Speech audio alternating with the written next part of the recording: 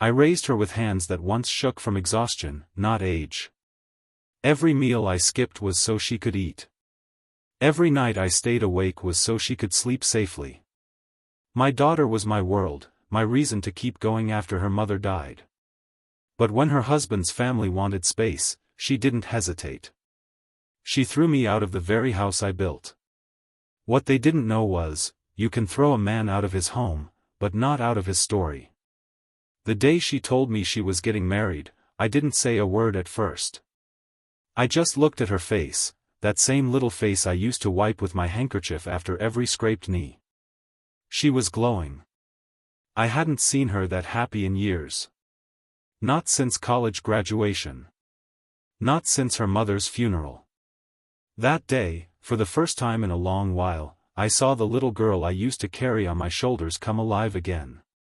She showed me the ring. "He's kind, Baba," she said. "He listens. He respects me."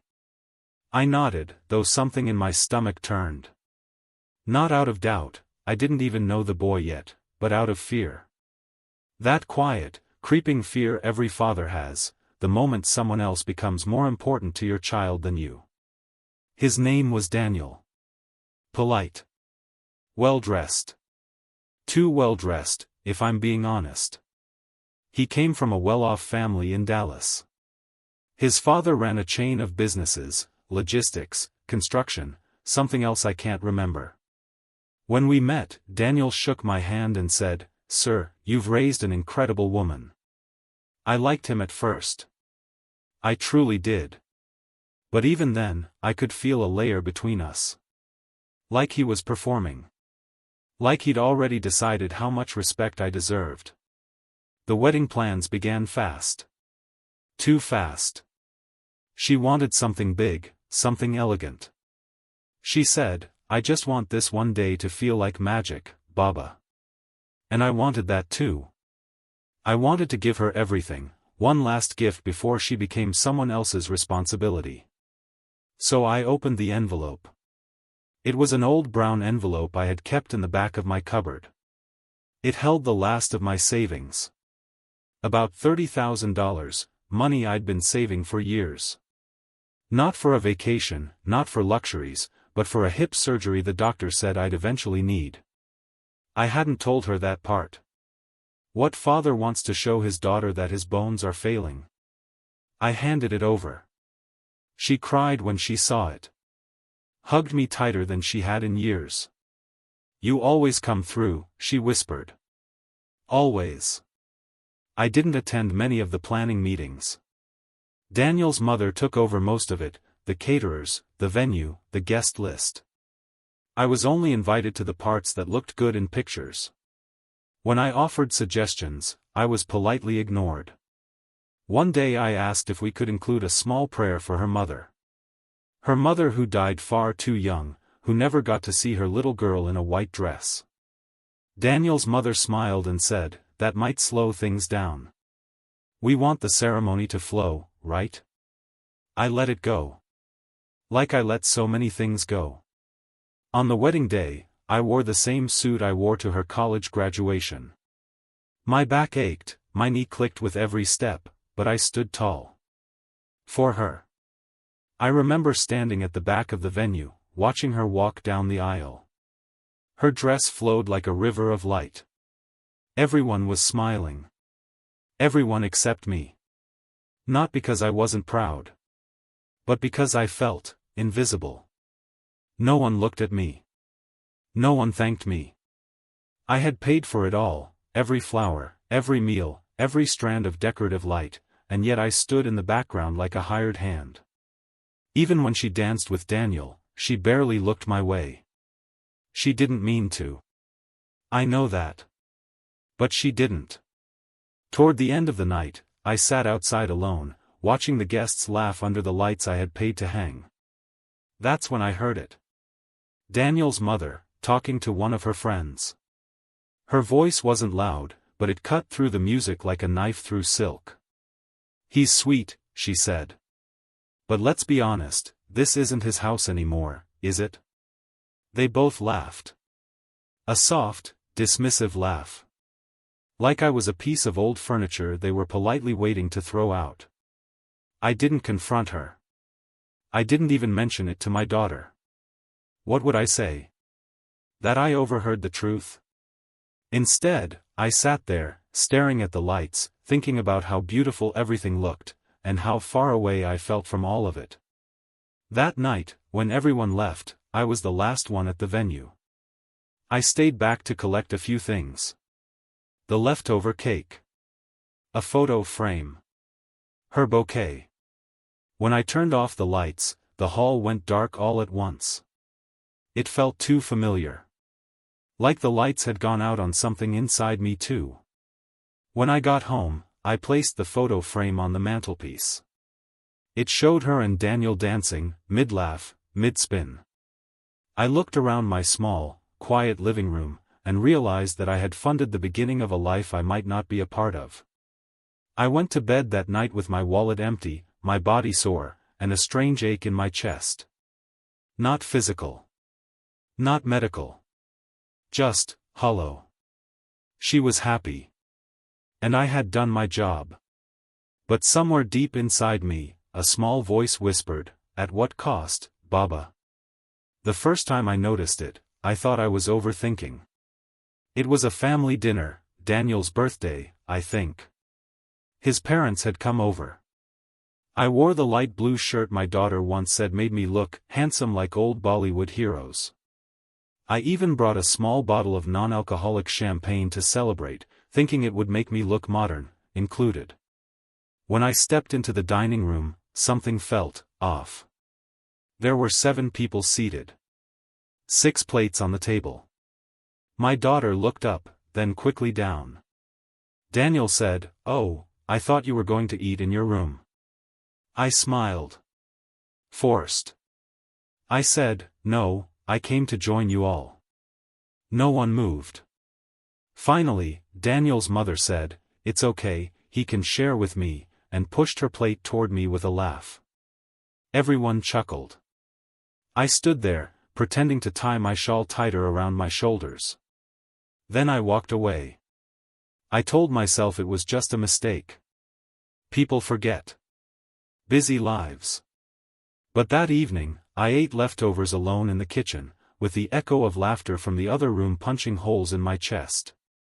That wasn't the last time. Soon, it became the pattern. When guests came over, I was introduced awkwardly. "Oh, that's my dad. He's staying with us for now." For now? I wanted to ask. How long does blood last these days? At her friend's baby shower, I offered to help set up. My daughter smiled tight and said, "Maybe just rest today, Baba. Daniel's mom has it covered." I sat on the porch, out of sight, listening to them laugh inside the house I once filled with bedtime stories. One afternoon, I tried making tea for everyone. A small gesture. It's what I used to do when her mother was alive. Guests meant fresh chai, cardamom, and warm plates.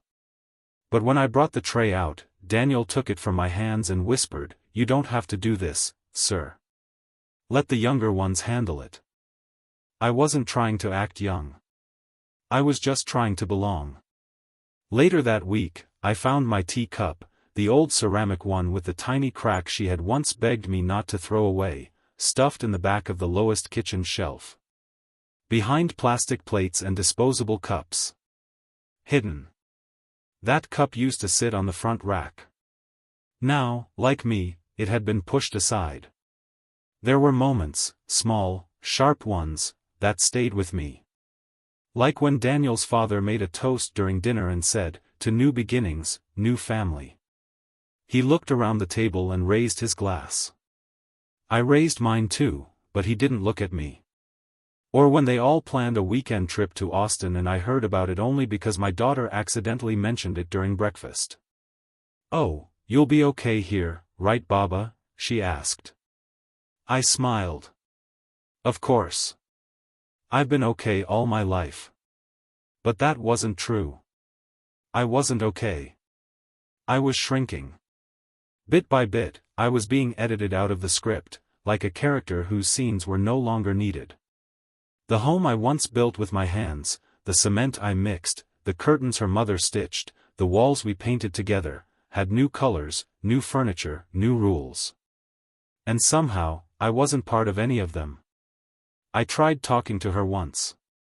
I said, "Beta, am I in the way?" She looked startled. Then annoyed. "Baba, please. Why would you say that?" I didn't press. Because I already knew the answer. When a father becomes a guest in his own home, words only make things worse. One evening, a neighbor came over to drop off a tiffin. She looked confused and asked, "Oh, are you still living here?" I thought, never mind. I didn't ask what she meant. I didn't need to. I had become the quiet presence in the hallway. The creaking floorboard at night. The retired man who only came out to water the plants no one else noticed. I used to be the reason she smiled. Now, I wasn't even the reason she paused. One night, as I sat on the garden bench alone, I looked up at the lights glowing in the living room, and I realized something that chilled me deeper than the cold Texas wind. I hadn't been kicked out yet. But I was no longer in. It was a Tuesday. I remember that clearly, though I don't know why. Maybe because it started like any other quiet day, but ended like a chapter closing on its own. The kind of ending you don't write, but one you're handed. The rain had come down harder than usual that afternoon, Texas storms, wild and sudden. I had gone out to the pharmacy, just to refill some of my blood pressure pills. I didn't tell anyone I was leaving. Didn't think I needed to. I took the bus back. My umbrella had broken in the wind, so by the time I reached the gate, I was soaked. My shoes squelched with every step, and my knee, the one the doctor said I should have had surgery on years ago, screamed with every inch. Still, I smiled when I saw the house. My house. The porch lights were on. It looked warm inside. Safe. I reached into my pocket for the spare key. It wasn't there. I checked again, every pocket twice, then again. I must have left it on the kitchen counter. I'd done that a few times before. Nothing new. So I knocked. Just a gentle knock at first. Then, a little louder. Nothing. I rang the bell. Twice. No answer. I called her phone. It rang once, then stopped. Maybe a dropped call? I tried again. Straight to voicemail. I waited. The rain got heavier. My jacket was already clinging to my back like a second skin. My hands were cold. My back stiff. Still, I waited. 5 minutes. 10. Then I knocked again, this time, with my knuckles red and sore. Nothing. I walked around the side of the house and peered into the window near the living room. The lights were on. The television was playing something, a game show, I think. And there, curled up on the couch, was my daughter. Asleep. Daniel sat beside her, phone in hand. He looked up. Saw me. And looked away. That was it. He saw me. Saw the soaked, shivering old man outside his window. And he looked away. I didn't knock again. I stood there for a while. I don't know how long. Long enough to feel the storm enter my bones. Long enough to realize this wasn't an accident. Maybe not in intention, but in carelessness, it was. They knew I was gone. They just didn't care enough to check if I came back. Eventually, I walked to the neighbor's porch and sat under their awning for shelter. I didn't want to wake them. I just needed a roof, nothing more. I sat there until morning. My knee throbbed, my fingers numb. By the time the sun broke through the clouds, I felt like I'd aged another year overnight. When I walked back home, yes, I still called it that, the door was open. My daughter was in the kitchen. "Baba," she said, startled, "where were you?" I looked at her. Hair tied back. A cup of coffee in her hand. The same mug I used to fill with warm milk when she was 5. You locked the door, I said quietly. She blinked. I thought you were in your room. You didn't check. She hesitated. Well. Daniel said he saw someone outside, but. I nodded. She didn't finish the sentence. She didn't need to. I walked past her and changed into dry clothes. My back ached so badly I had to sit down halfway through. An hour later, she knocked on my door. Can we talk? I looked up. She sat beside me on the bed, her voice soft. Baba, maybe it's time you thought about your own space. A quieter place. You know, somewhere you can rest properly. Somewhere with people your age. I didn't react. She continued, carefully rehearsed. It's just, we're planning to start a family soon. The house is getting crowded. Daniel's parents might move in for a while to help. You deserve peace. Somewhere calm. Somewhere out of the way. I nodded slowly. I didn't ask questions. Didn't argue. Didn't beg. I simply said, okay. Because what else is there to say when your child decides your presence no longer fits the frame? She offered to help me find a place. I declined. I'll manage. I packed that evening. Didn't take much. Just a few clothes, my medicine, and my wife's old photograph, the one where she's laughing mid-blink, eyes barely open. I stared at that photo for a long time before placing it gently in my bag. When I stepped out of the house the next morning, no one stopped me. Daniel didn't say goodbye. My daughter kissed my forehead, but her eyes stayed dry. I walked to the gate, the same one I had painted years ago with her little handprints in yellow. They were gone now, covered by a new coat of paint. Modern. Clean. Erased. As I closed the gate behind me, I realized it wasn't the rain that had chilled me to the bone that night. It was knowing that the door that once opened for me without knocking would never open the same way again. The first morning in the rented room felt like waking up in someone else's life. It smelled of damp wood and leftover smoke, like it had been empty for years before I came along. The bed creaked every time I turned, and the window faced a brick wall. No sun. Just brick. But I told myself it was temporary. Just a few months, I thought. Let her figure things out. Let the baby come. Maybe once Daniel's family moves on, she'll call me back. I kept telling myself that. Like a prayer I didn't believe in but said anyway. I spent my days walking to the park nearby, feeding pigeons with leftover bread, and reading the same old newspaper twice, once in the morning, once at night. I didn't know what else to do with the hours anymore. The silence felt thicker than the walls. Then came the day I turned 79. I remember waking up before the alarm. Not because I was excited, just because old men don't sleep much. My joints hurt a little more that day. My hands shook just enough to spill the tea I made. But I smiled to myself and whispered, "Happy birthday, old man." I waited for the call. She always called. Every year. Even when she was in college, even when she had the flu once, she still called. "Baba, my first superhero," she used to say.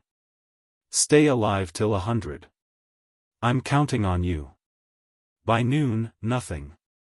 I told myself maybe she was busy. Maybe they were planning a surprise. Maybe the baby news was coming. I even straightened the room, just in case they showed up unannounced. Changed into a fresh shirt, combed my hair.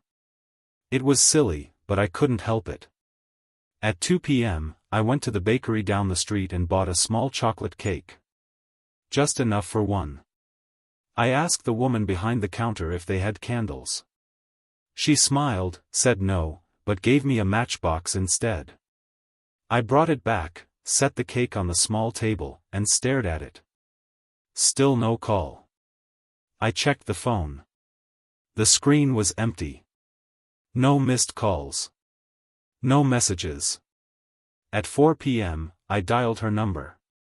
It rang once, then stopped. I called again. This time, Daniel answered. His voice was dry, like paper. Hello? Daniel, Beta, I said softly, is she home? It's my birthday. There was a pause. Then he said, she's resting. She's had a long week. Please don't disturb her. The line clicked. Just like that. No, I'll tell her. No, she'll call you later. Just a click. I sat there staring at the wall for what felt like an hour. Maybe more. The cake was still untouched. The matchbox sat beside it. I picked up one match, lit it, and held it above the cake. No candle. Just a small flicker of fire, trembling in my hand. I whispered a wish. I wish you remembered me. Then I blew it out. There was no applause. No laughter. No voices singing my name. Just smoke, curling toward the ceiling, disappearing before it reached the corners of the room. I ate one slice. It tasted like nothing. Later that evening, I looked through the old photo albums I had brought with me. My wife holding our daughter as a baby. Me carrying her on my shoulders at the zoo. Her birthday party when she turned 10, I had baked the cake myself that year. It was crooked and slightly burnt. She had said it was perfect. And now, here I was. Alone.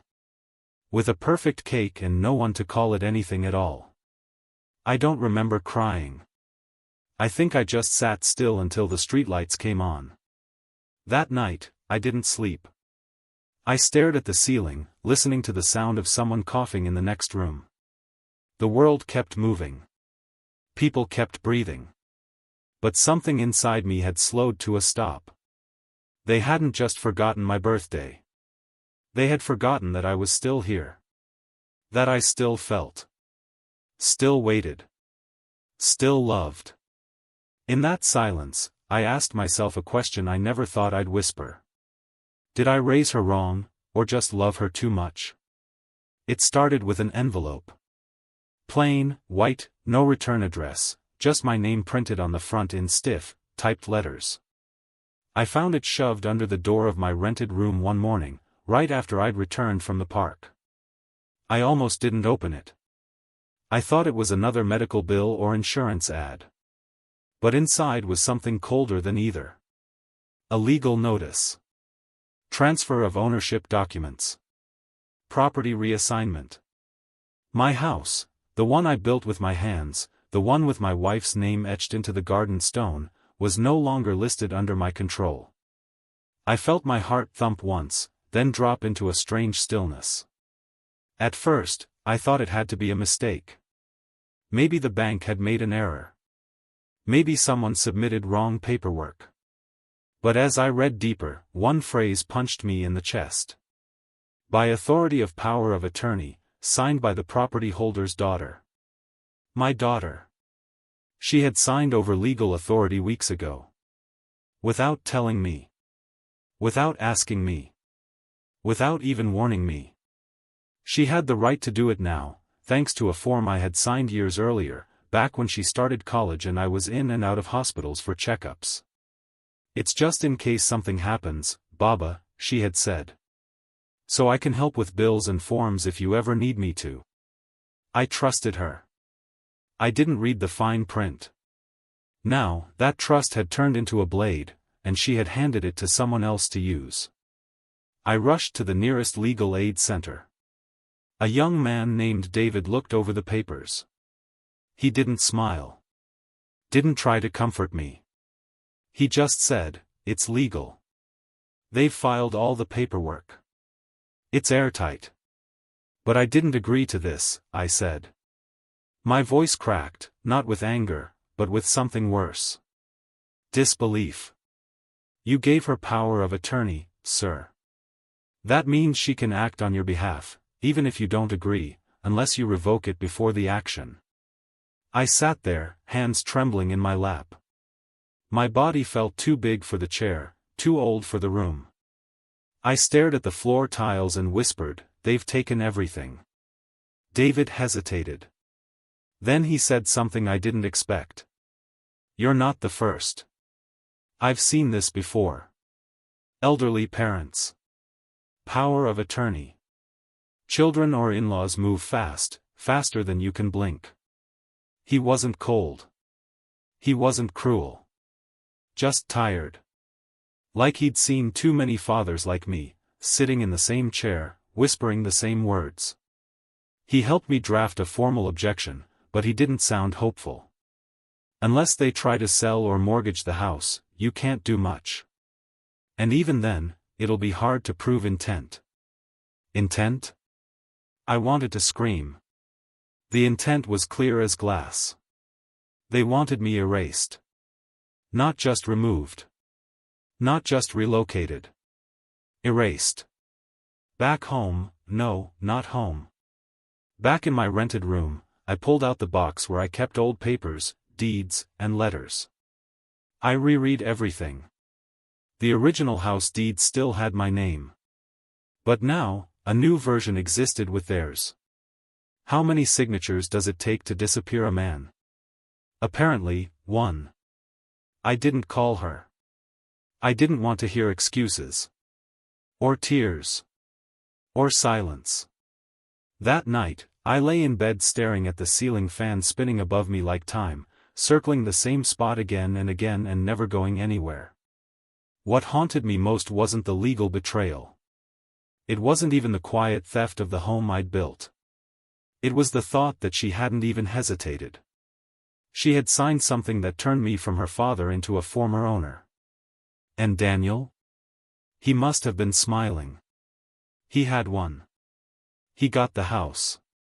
The woman. The silence. And I? I got a piece of paper confirming what I had feared for months. I was no longer part of their plan. The next morning, I walked past my old street. Just once. The house looked the same. Flowers in bloom. Curtains drawn. Life moving forward, without me. I didn't go to the door. I didn't knock. But I saw Daniel's car in the driveway. And I saw her, my daughter, step out, holding groceries, her other hand on her belly. Pregnant. They had started their new life. And they had written me out of it. I turned around and walked back slowly, the wind carrying the smell of the flowers I once planted, brushing past me like memories I wasn't allowed to touch. I didn't cry. Not then. Not there. Because the man they tried to erase still remembered everything. And memory, unlike property, can't be signed away. I hadn't spoken to anyone in days. After the legal notice, even the silence in my room felt heavier. The walls seemed closer, like they were leaning in, listening to the ache in my chest. I stopped going to the park. I stopped reading the newspaper. The world outside kept moving, but mine had slowed to a crawl. Then one evening, just before sunset, I heard a knock. Not the usual kind. It was soft. Hesitant. Like someone wasn't sure if they should be there at all. I opened the door to a young man I barely recognized, slim, tall, nervous. His eyes darted behind me, as if checking to make sure I was alone. "Mr. Rahman?" he asked. I nodded slowly. He introduced himself as Omar. "I'm Daniel's cousin," he said, voice quiet. "We met briefly at the wedding. You probably don't remember me." He was right. I didn't. He looked around again, then asked, "Can I come in?" Just for a moment. I hesitated. But something about his face, that nervous tension, the urgency, told me this wasn't a social call. Inside, I offered him tea, but he waved it off. He sat on the edge of the chair like he wasn't planning to stay long. "I don't know how to say this," he began. "But I can't keep watching it happen." I didn't speak. I let him talk. He told me everything. How Daniel's family had done this before, to an uncle in Houston, to a grandmother in Plano. Different stories, same method. Win their trust. Get power of attorney. Transfer the property quietly. Remove the person, then erase the evidence of who once lived there. They call it consolidating assets, Omar said, his voice thick with disgust.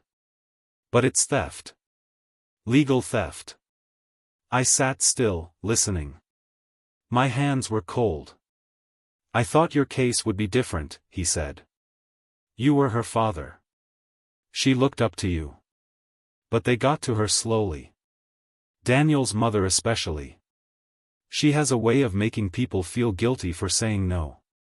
I stared at the floor. "I tried warning her once," he continued. "Told her to read everything before signing. She told me to mind my business. Of course she did. She's not evil," he said quickly, almost apologetically. "But she's scared. Scared of losing him. Scared of disappointing everyone. And in that fear, she let it happen." I nodded slowly. My voice, when it finally came out, was hoarse. "So they planned it all?" Omar looked at me with something between guilt and pity. "They don't see you as a person, Mr. Rahman. Just an obstacle." That word hit harder than I expected. Obstacle. Not father. Not elder.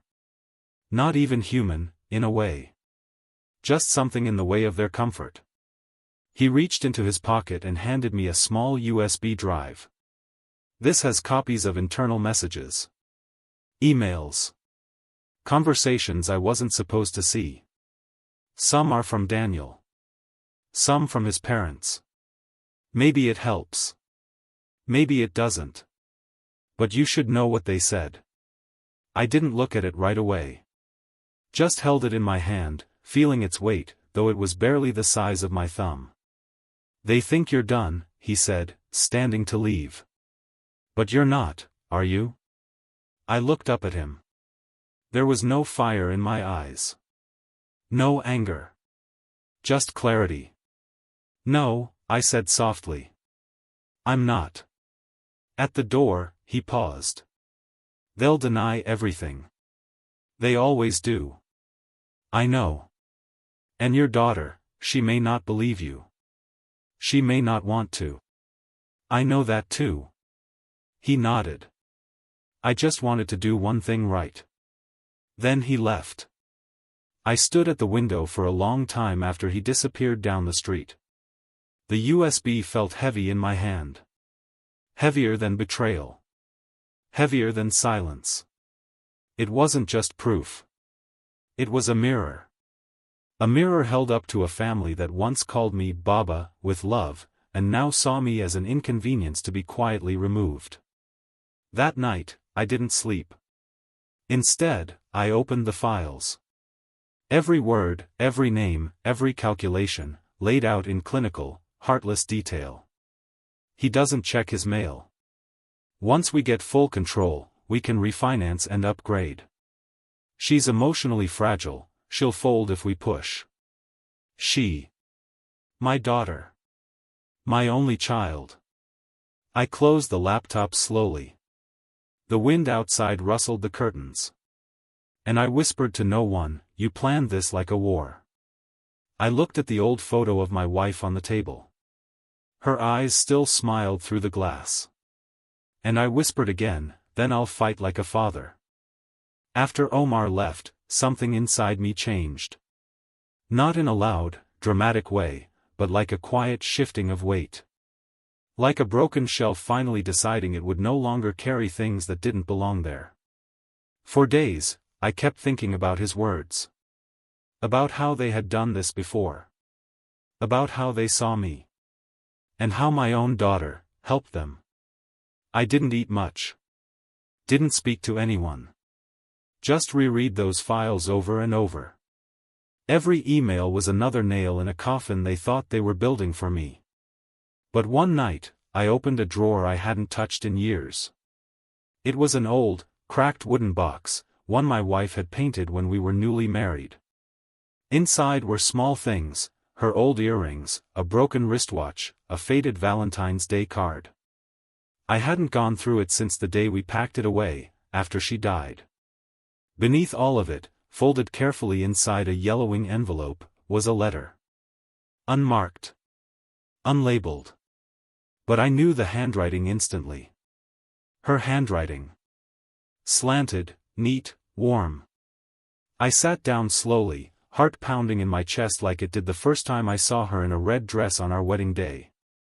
I opened it. "If you're reading this," she wrote, "it means I'm gone, and you're alone, something I never wanted for you." I felt my throat tighten. My hands trembled. "I've watched how you loved our daughter. How you gave her everything, even the parts of yourself you should have saved. You gave up your dreams so she could chase hers. You didn't just raise her, you rebuilt yourself around her." A tear fell onto the page, smudging the ink slightly, but I kept reading. "But love is not blindness. It's not silence. And it's not surrender. If she ever forgets who you are, if anyone ever turns her away from you, don't fight them with anger. Don't fight them at all." I paused. She knew. She always knew. Use what they underestimate, your patience, your wisdom, your memory. You don't need to raise your voice. You only need to raise the truth. And when the time comes, remember, no matter what they take from you, they can never take the father you were. I don't know how long I sat there. An hour. Maybe 2. The room was silent, but inside me, something had begun to rise. A quiet kind of strength. Not the kind that throws fists. But the kind that gathers documents. That writes names. That remembers dates. That builds a plan. The next morning, I pulled out every file I had. The original house deed. My old bank statements. The tax receipts. My will, still unsigned. I went down to the legal aid office and met with David again. He was surprised to see me. "You all right, sir?" "No," I said honestly. "But I'm ready." We worked for days, assembling a defense, creating affidavits, building timelines. I revoked the power of attorney officially, filed an objection against the transfer, and re-registered the house deed under a charitable trust in my wife's name. David asked, "Why a trust?" "Because they want to take what they didn't build," I said. "So I'll give it to people who won't try to steal it from me." We added a clause: upon my death, the property would transfer to a foundation supporting elderly care and education, 2 things the world forgets too quickly. I also wrote a letter, not for court, but for her. My daughter. Just in case. It wasn't cruel. It wasn't bitter. It was honest. I told her I forgave her confusion. But not her silence. I told her I would always be her father. But no longer her shadow. When it was all ready, I placed every document in a blue folder. Labeled it with my wife's name. The name that once lit up our mailbox. The name they tried to bury. And then, I waited. Waited for the next gathering. The next opportunity. The next time they would all sit around a table pretending I no longer existed. Because I would walk in. And they would remember. That the man they erased, still had a voice. And more importantly, he had proof. They were having another gathering. I heard about it through a neighbor who still spoke to me in hushed tones, as if my very presence now carried shame. "Your daughter's having a small celebration this weekend," she said. "Baby shower, I think. Looks like they've invited the whole world. Except me, of course." I smiled, thanked her, and walked back to my room, hands in my pockets, the blue folder pressed against my side like armor. I had waited long enough. Not for revenge, I had no taste for that, but for the right moment to remind them all of one simple truth. You can lie about a man. You can ignore him. But you cannot erase him when he's holding the paper that proves who he is. The day of the event, I dressed slowly. White kurta, polished shoes. I combed my hair with care. Not because I wanted to impress, but because I wanted to arrive with dignity. If I was going to be remembered, it would be like this, not as an old man shivering on the porch, but as a father walking upright into his own history. The front yard was filled with laughter and balloons. Women in bright colors, men in designer suits, trays of sweets being passed around. Music. Warmth. Not a trace of me anywhere. I stood at the edge of the lawn for a moment. No one noticed. So I stepped forward. At first, the sound of my shoes on the driveway was swallowed by the music. But as I got closer, faces turned. One by one. Like a ripple through a still lake. Daniel saw me first. His face fell, not out of guilt, but calculation. Like someone seeing a problem arrive earlier than expected. My daughter was near the dessert table. She turned when he whispered her name. Her eyes met mine. And for a second, just a second, I saw the child again, the one who used to run to me when lightning scared her. But she didn't move. Didn't smile. Didn't call out, "Baba." I walked to the center of the lawn. The music stopped. Silence. Then whispers. I held up the folder gently. "I won't take much of your time," I said, voice steady, not loud. "Just long enough to return something that was stolen." Daniel stepped forward. "Mr. Rahman, this is not. I'm not here for drama," I said, cutting him off. "I'm here for truth." I handed the folder to a woman nearby, a notary I'd arranged to be there. She opened it, read the first few pages. Then the last. She looked up, her face pale. "This property," she said, voice professional, clear, "has been transferred to a charitable trust under Mr. Rahman's name. As of 3 weeks ago, all documents are registered. The power of attorney previously granted has been revoked." Daniel's father stood up from his chair. "This is ridiculous." I turned to him. "You thought I was too old. Too slow. Too soft."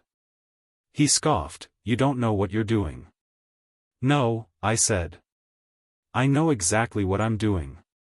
I'm giving this house, the one I built with my hands, with my wife's dreams stitched into every corner, to a cause that won't throw me out when I'm no longer useful." There were gasps. My daughter stood frozen. Her hands rested on her belly. She looked as though the wind had knocked the breath out of her. She stepped forward slowly. "Baba." I looked at her. Not with anger. Not even with sadness anymore. Just the tired eyes of a man who had finally stopped hoping. "You didn't even call me on my birthday," I said softly. Her mouth opened, then closed. Daniel grabbed her arm. "Don't let him manipulate." "Enough," I said. Not loud. Just final. "Your family plotted. Schemed. Lied. And she let you." I turned to the crowd. "To anyone here who knows me, I was never perfect. But I was present. I gave everything I had to my daughter. And when I had nothing left, they took the roof over my head." Then I nodded to the notary. She handed out copies of the deed. "From this day on, this house belongs to the Aisha Rahman Trust," I said, my wife's name sitting proud in my mouth. "It will serve elders who have no family, and girls who've lost their way." Daniel's parents stormed into the house, furious. A few guests followed. Some stayed behind, whispering in shock. I stood there for another minute. No fanfare. No applause. Just the truth, standing in daylight. I turned and walked away. Behind me, my daughter called my name. Once. Quietly. Baba. I paused, just for a second. But I didn't turn around. Not yet. If justice meant losing your family's love, would you still choose it? She came to see me 2 weeks later. No makeup. No jewelry. Just a plain shawl draped over her shoulders and her eyes red like she hadn't slept since the day I walked out of that lawn. I heard the knock, and I knew it was her before I opened the door. There's a silence only a child carries when they come not as a daughter, but as someone who's lost the right to be one. She stood there in the hallway of my rented room, holding her belly with one hand, the other clutching something wrapped in cloth. A small tiffin. Still warm. I made your favorite, she said. I looked at the cloth. Then at her. Then stepped aside. She came in slowly, sat in the chair near the window. The same chair I used to rock her in when she was sick. Now, it looked too small for her sorrow. For a while, we didn't speak. She opened the tiffin, placed the food on the table, dal, rice, 1 roti. No meat. Just like I used to eat when she was little and we couldn't afford anything else. She remembered. That stung more than forgetting my birthday. I'm sorry, she said, barely above a whisper. I didn't respond. I watched the steam rise from the dal, watched her hands tremble as she placed the spoon beside it. I didn't know it would go this far, she said. I thought I could control it, keep you and them both close. She looked at me, eyes pleading. I didn't think they'd try to take everything. I thought I could fix it before it got too far. I looked at her for a long moment. Then I asked one question. Why didn't you call me on my birthday? She blinked. Swallowed hard. I was ashamed, she said. I knew I didn't deserve to. That was the first honest thing she had said in years. She didn't ask for forgiveness. Not directly. But she came. And that meant something. But not everything. She stayed for an hour. Told me about the baby, the nursery, how Daniel was quiet now, withdrawn. How his father hadn't spoken to her since the trust deed was announced. How guests from the baby shower had started asking questions, questions she didn't have answers for. She asked how I was doing. I told her the truth. I volunteer now. There's a community center 2 blocks down. I help teach chess to kids after school. Some of them have no fathers. Some don't even know their birthdays. She looked at her lap, her hands tightening into fists. They listen when I speak, I added. Not out of duty. Just because they want to. She nodded. I miss you, Baba, she whispered. I'm still here, I said. But I won't return to a house where I had to knock for my place. She didn't argue. She just nodded again, slower this time. Like someone finally understanding the sentence that had been written on the wall all along. She left the food on the table and stood to go. At the door, she turned. Can I visit again? I didn't say yes. But I didn't say no.